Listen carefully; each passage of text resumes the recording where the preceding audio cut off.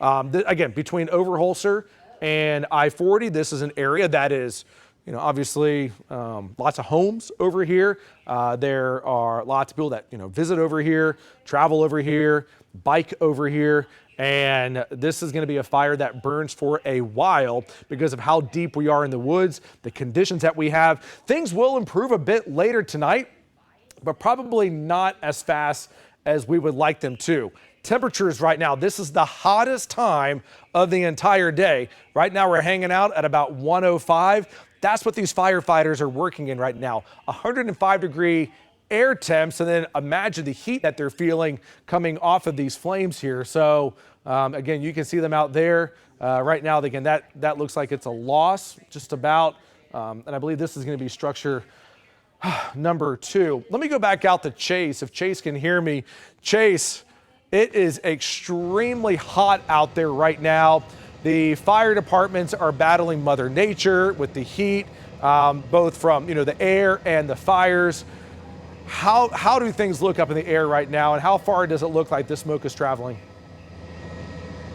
Well, I tell you, it looks like it's miserable for the guys on the ground. You can see how close they are to these flames, how just covered up they are with all of this smoke. And you're right, this is the second structure that we are able to see that has burned. The other one is almost unrecognizable now. It's still engulfed in flames. I think they're just going to let it burn, but there are still a number of structures out there that are being very threatened, to include one that I'm seeing that it doesn't look like there are many firefighters around.